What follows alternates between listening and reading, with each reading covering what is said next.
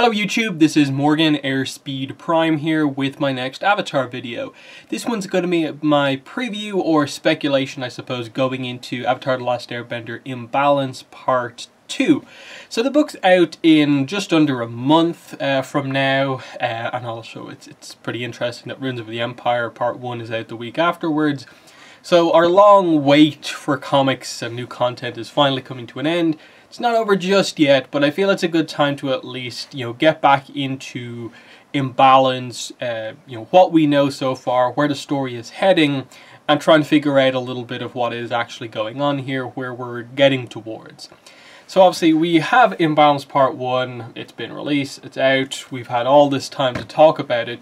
Obviously when I did my review, the ultimate conclusion was that I think it's a solid opening part, but it doesn't really get into the meat of the story enough to really, I think, start a ton of speculation. Because even with this, and then the description for Imbalance Part 2 and 3, it's still hard to piece together exactly what's going on. And I think the best way to get that across is to read the Imbalance Part 2 and 3 descriptions. So if you really do care about spoilers, I will be talking completely about the Part 2 and 3 descriptions, which may spoil some plot parts in Part 2, so just be aware of that.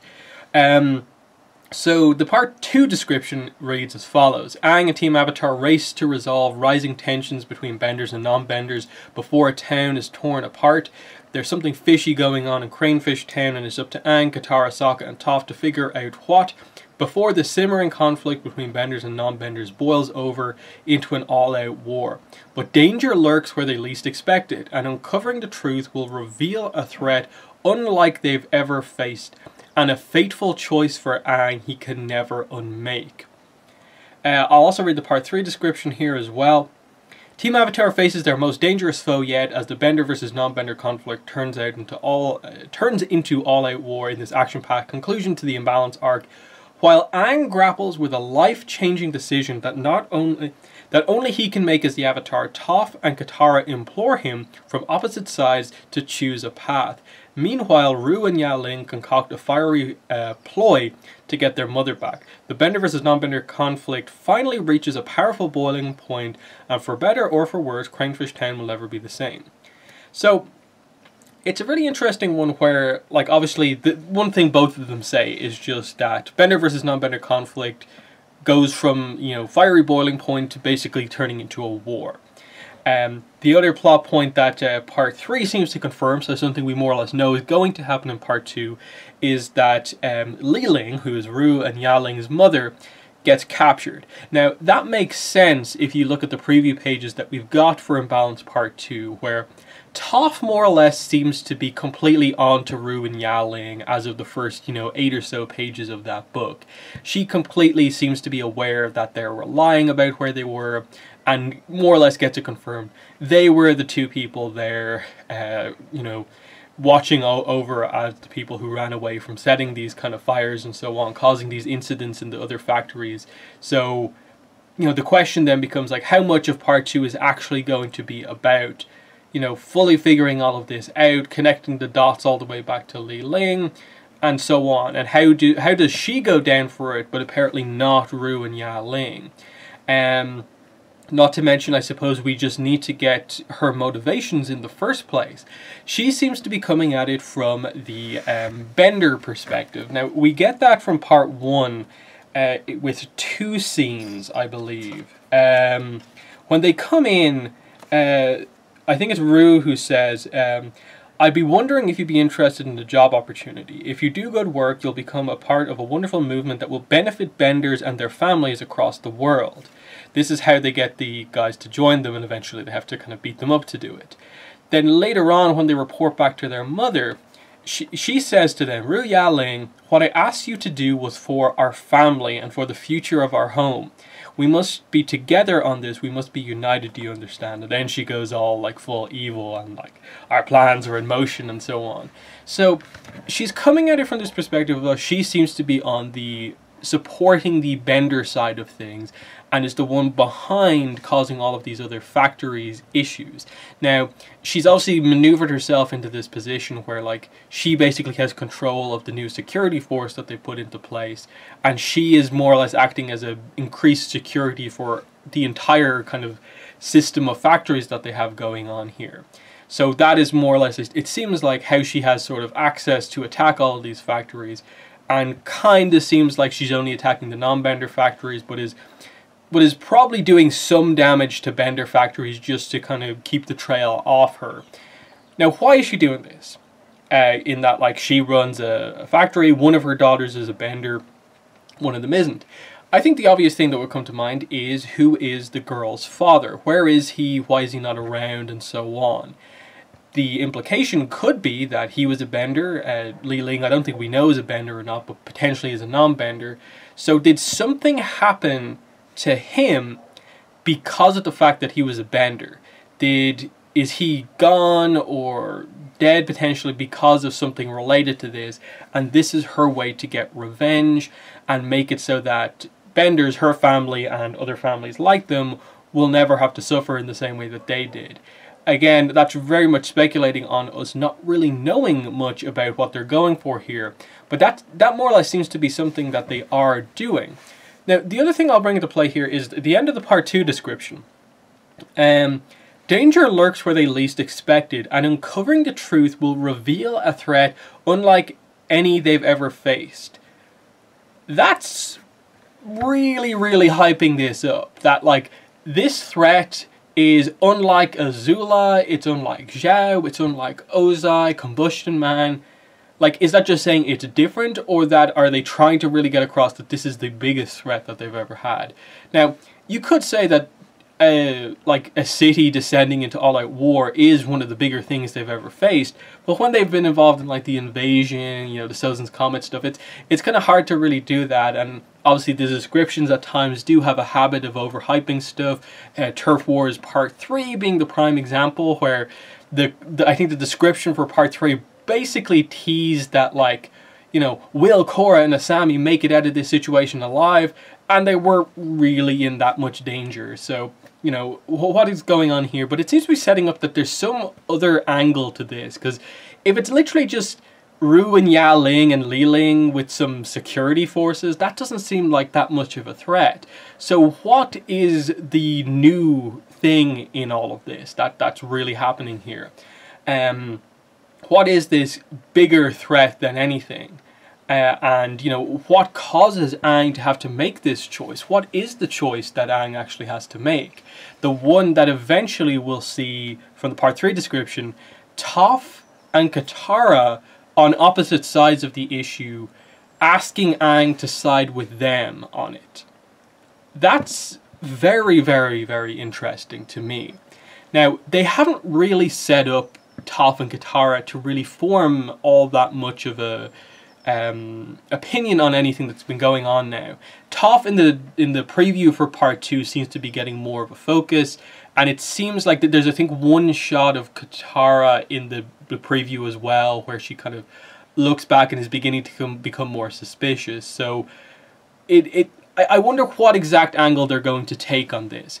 The one thing you got from Toph from like Part 1 was that she was very not particularly caring about the plight of the Benders. She was just kind of like, cool, technology is great, who cares if some Benders lost their jobs, because it's not something she has to be concerned about, so she didn't seem to care about that all that much. And I don't think Katara is taking the opposite position to that. I don't think she's really, you know, established any specific role in that, but we know she does care about people. So whoever, I suppose, by a certain point in Part 2, to her, is going to feel like the people most at risk here, that will probably be who she sides with. This probably has to be Toph's movement towards becoming more of that kind of law enforcer character, starting that transition to her kind of becoming kind of chief of police type thing. So she's probably going to be very much on this case because it's obviously heavily involving her father's factory now, and she's invested in that. So she's going to be very much out to take people down for what went on here. And I suppose if there is a bigger threat than just Ru, Ya Ling, and Li Ling, could it be that the truth of that story comes out? Toph is very much like, they need to go down for what they did, but Katara takes a more sympathetic view on them, depending on what that story is. I don't know, that doesn't feel big enough to me to be this like life and death kind of turning point that Aang has to make a decision on. You know, it's a life-changing decision that only he can make as the Avatar. So it's not something that's like necessarily like a personal thing for him, though it could be. It is something as the Avatar, which means it affects the world, it's going to affect the balance of the world. But what exactly is that? The only thing I can think of is that they did bring up the idea, it was immediately dismissed, of a bending ban in the cities that would mean that benders aren't allowed to use their powers just kind of randomly in public. I'm not exactly sure, you know, if that's going to be part of it, because I can't see Aang struggling with that all that much, because I think he made his point clear enough in the first part that that is too harsh of a punishment for all benders to just say you can't do this, especially given what's happened in Cranefish Town as well. So it's very difficult, I think, to get to the core of what's going on here. And ultimately, I'd borderline say we haven't got far enough into the story to really speculate all that much on what's going on here. I suppose my question ultimately comes down to, is Li Ling, Ru, and Yaling, are they the main villains, the main kind of threat of this entire thing? Or, like the descriptions almost imply, is there something bigger at play here? That's the kind of ultimate question that I do have about all of this. Because we know, basically because of Korra, we know that this can't be fully resolved. It can't just be like, it's full peace between benders and non-benders here. That is not something that they can really get to here, because we know it still has to be pretty tense. Maybe not, they have to basically simmer down the war, calm it down, but not fully resolve it. And how do you do that and make it so that, you know, this threat is big enough to be a finale, but not big enough that it would, like, it'd just leave this kind of forever kind of mark on history that benders and non-benders can never live together because of this event. So there's kind of that tricky side of things too, in that they can't tackle this issue that much, but the entire plot is kind of about it, but we know they only get towards kind of fixing some of this by the time Korra comes around. And even then, they still kind of acknowledge that it's never going to be perfect, but, you know, stuff like a president being a non-bender is, you know, the kind of path to kind of get there. As I said, I'm still like invested in this story a lot, because it is the new content and I think there's potential. One thing we do know that's happening in part 2, some of the early reviews for the book, they're not very specific, so there's not much to say about it, but one thing is confirmed. Suki is going to be in part 2. That is confirmed. One of the reviews specifically mentions that. It was set up in part 1, so we knew she was appearing at some point, but it's nice to know that she will for sure appear in part 2. I hope she gets her chance to shine. I hope they explain a little bit about what's going on. I'd like to really see some movement with some of the characters about, like, borderline basically saying, is Suki not Zuko's bodyguard anymore? Has she sort of stepped down from there? Maybe Ty Lee can act as like the main bodyguard for him since she's from the Fire Nation. Suki doesn't need to be there anymore, and she could be more free to sort of be part of the team again. Because with Zuko as Fire Lord, like, he's sort of not as such a, you know, part of the team anymore, because he can't just travel around with the group like everyone else is. So I think it would make a bit more sense for Suki, at least for the time being, to sort of, you know, come back in as part of the team. If not just to kind of develop more on the dynamic with Sokka, because Sokka, in the course of all of the comics, hasn't had a major kind of arc. They haven't interacted all that much, in that Suki's been absent from the comics as long as Azula has. Their last appearance was in Smoke and Shadow. And it's going to be nice to see her come back. Again, the descriptions don't mention her or Sokka in either of them, really. So, what's happening here? It doesn't seem like, you know, borderline you'd almost expect with the issue that's going on here. It'd be more like Katara and Toph present the Bender point of view to Aang. Suki and Sokka present the non-Bender side of things to him. But instead, it's all of the Benders that are getting the focus in this story about Benders and non-Benders. And then the two non-Bender members of the team aren't really a focus. So is it going to be Sokka and Suki kind of off doing their own thing and maybe presenting information to the others to, you know, have the main plot happen? I'm not entirely sure. I'd be perfectly fine if that's all that they did. They just had Sokka and Suki sort of team up. You know, Sokka goes all detective Sokka, and you know, Suki, I suppose, gets her chance to sort of be the Watson to the kind of Sokka Sherlock Holmes type thing. That'd be a fun dynamic to have, to see, you know, more of Suki interacting with Sokka's kind of weird things that he does, and get that, you know, relationship across a bit more, while also actually having them accomplish some actual sort of sleuthing around. Beyond that, like, is she here just to have another character come back, or what? Or is there a role to be played here? Like, will Suki present her thoughts on what's going on in this town or not? Because that was one of the things we were kind of interested in going into part one. Is this the time for Sokka to present more of an opinion on the Bender non-Bender issue? And he doesn't really. Like, there's one or two moments where he mentions some stuff, but for the most part he's fairly neutral, because he doesn't feel like, because of his, I suppose, the Sokka's master thing, he doesn't really, he knows the role that he plays around the Benders, and that he offers something that the Benders kind of can't on his team. So he doesn't kind of suffer as much for this as like other characters may. So that may be why he's sort of okay with all of this happening. The only time he mentions anything, and it's to Aang, it's like Aang is kind of like, oh, I'm glad those kids were like impressed by my bending, and Sokka says, I wonder if you'd be their hero if they were non-benders, and Aang says, I'd hope so, and Sokka says, me too. The only reason I hang out with you is to impress strangers. So just a joke there, but just the fact that he'd mentioned that to Aang. But they're not really playing up on that, because I suppose it is a specific issue to this town, more or less, than anything, that it's suffering in a way because it is all of these cultures coming together.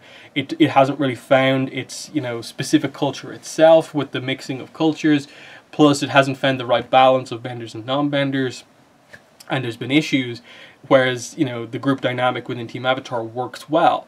So I don't really know where they're heading with that. I'm excited to see Suki again, and I hope it isn't a case of she's just going to appear here in this story and then immediately go back to being Zuko's bodyguard. I think that plot point has run its course, just like I think a lot of the kind of, some of that like legacy sort of stuff that's been in the comics for a while has sort of ran its course, and I'm definitely at the point now where I want them to just kind of move on and kind of really progress, in that next time Mei and Zuko meet, please just have them get back together. Allow Suki to kind of be part of the team again. Those type of things I think are stuff that needs to happen. And then talking more about, I suppose, the ending of this book and where we leave things off here. Because I don't think they can ultimately accomplish like that much with the main plot of Bender non-Bender, I think what they need to do here is actually have some good character advancement for the main characters. In that, what I've been saying with Imbalance Part 1, especially because of the Aang and Katara conversation on what will become Air Temple Island, I think by the end of this book, Aang has to make the decision to stick around Cranefish Town and more or less decide that, like, I sort of need a base of operations. I need somewhere to live. I think I need to stick around this area, because they haven't addressed in all the comics up to now the fact that, like, is Team Avatar just going to continuously travel around forever? In that, like, obviously they returned to the south for a while, and they obviously had that, you know, they did that. All of the other books, for the most part, have been them just, you know, staying in random places, you know, just being sort of traveling around the place. I think that this needs to be a case of, like, Aang needs to be there to sort of monitor Cranefish Town and what's happening here. And I think they do need to get to the point of, like, Air Acolytes, the Airbenders need a new location. Here's a perfect place in or around where all of the changes in the world are happening. And I think they borderline need to do that. And then I think they need to do stuff like, you know, address the fact that, like, Team Avatar can't just travel around together forever. That at some point you have to start Sokka's development into a leader. And he is going to probably have to go back to the south to learn more from his father and you learn about some of that kind of political stuff that he needs if he's going to be, you know, chief of the South at some point, if he's going to be that representative on the council. I think he needs to kind of maybe go back there. And that's where those decisions need to be made, of like borderline splitting up Team Avatar a bit more. In that, like, Zuko, as I said, has already sort of, you know, he's, apart from the search, really, he hasn't been like with the team as such. He's more, as the Fire Lord, come back into contact with the team, and he's friends with them, so of course he hangs out with them. But he's not just doing the standard traveling thing with the team because he has other responsibilities. Toph, a lot of the times in the books, has also kind of taken that approach of like, she's got her metal bending school, now she's working with her father, so she hasn't been around the team as much, which leaves the main trio of Aang, Katara and Sokka. They've kind of stuck together basically in all of this, minus the kind of things of like Sokka and Katara returning to the South on their own, and Aang coming back to join them. I feel they have to do something like, you know, have Sokka make the decision by the end of this to be like, okay, if you guys are going to be sticking around here, I'll go back to the South, you know, or I'll go on a mission with Suki somewhere, and kind of leave, you know, in a way, Katara and Aang on their own. And that would be a nice part of Aang and Katara's relationship, of just Aang having to, like, take up that responsibility of, like, I have to stay here, so Katara, are you going to stay with me, or are you going to go back home with Sokka or something like that? And have, you know, her make that decision of like, she's in this relationship with Aang, you know. I suppose that they've already mentioned the idea of marriage around them with Noriko, like Ursa, before her memories came back, more or less mentioning to it that like, wow, you found each other very young, you know, you're probably too young to be thinking about marriage, and like they kind of look at each other like, ugh. And I think it probably is still too early to kind of commit to that, but I think they probably both know. I think everyone more or less knows with this relationship that it's like, you know, there maybe be little issues, little arguments along the way, but they're together. And why can't we sort of address that sort of issue of like, you know, like more or less, you know, we're going to be living together at some point, why not just agree to it now or something like that? And I think they have to use this book and the opportunity they have with the start of Air Temple Island basically to do that, to use the fact that you have this major issue, and if Aang's going to be making some sort of a life-changing decision, should he not stay there to see how it kind of works out? Again, that's knowing no context for what the decision actually is, but it's something. And I think they're the bigger moves that the comics need to do. The only problem in all of that, I think, is that eventually you have to get back to the Azula story. Now, the thing with that is that I ultimately don't think the Azula story has to, like, requires Aang, Sokka, Katara, Toph to be involved in it. I think the start of that arc, in terms of getting to the point of her redemption in a way, doesn't need those characters, at least initially. They can come back in and be that sort of, you know, support group to her when she's made those big steps. But those big steps need to be made by her and her interactions with Zuko, with Ursa, you know, Ki, Ty Lee, May, those characters more so than anyone. And then when she's made those big steps, then it's like, okay, you know, seeing if there's potential for a friendship with with Team Avatar. And I think that's potentially the way to do things going forward.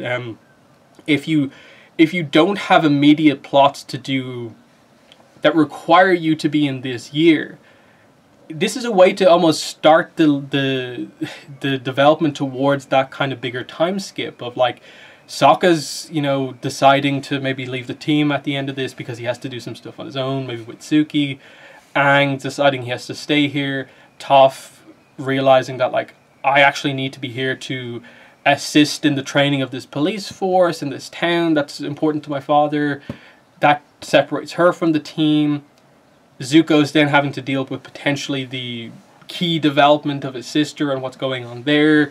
You know, you can have him get back together with May and that all that stuff come together. And once you've hit that point, I think you've left a lot of stuff in play at this point in time. And it's just like, now we just need time to pass. We need Cranefish Town to develop even closer to Republic City. We need the characters to age a bit more and get towards those other bigger plot points that can happen. Because I think what you don't want to happen is to make the comics a situation where it is just relentless that every single thing is happening to these characters in the same year or two. I think there has to be a certain point at which things just calm down for a while. And then they pick up, a year or two later. But they have that kind of year or two of peace, and you can come back with the characters that are a little bit older, and you can start to do, I suppose, the other stuff that we sort of want to get towards, which is, like, Mei and Zuko getting engaged, Aang and Katara getting engaged, actually seeing Toph, become that, chief of police, see Sokka become that leader.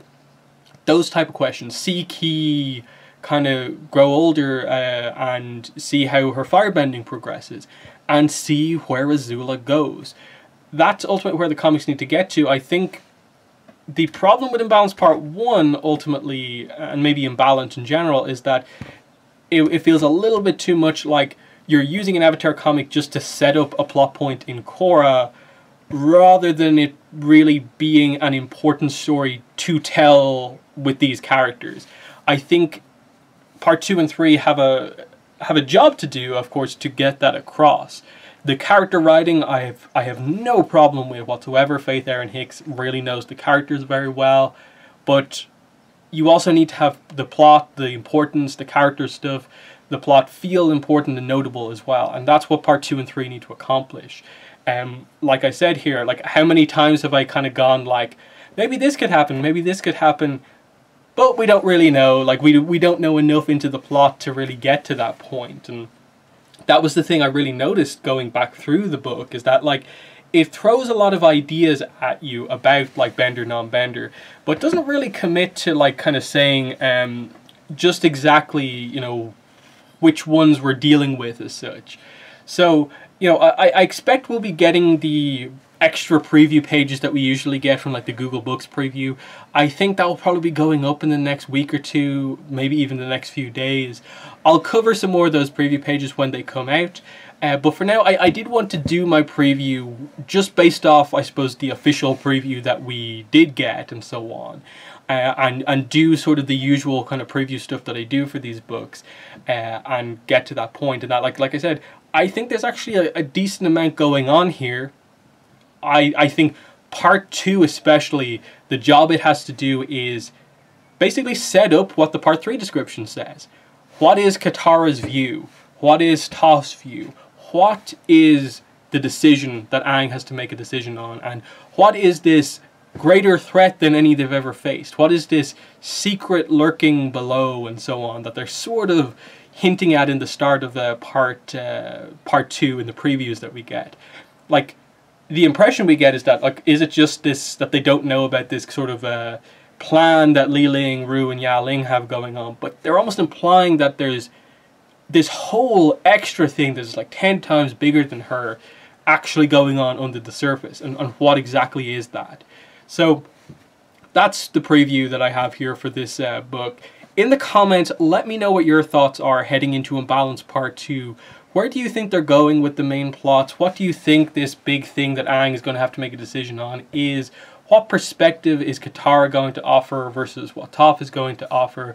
And I suppose, what do you think just the takeaways from Imbalance are going to be by the end? That's been the video. Thanks for watching, and bye.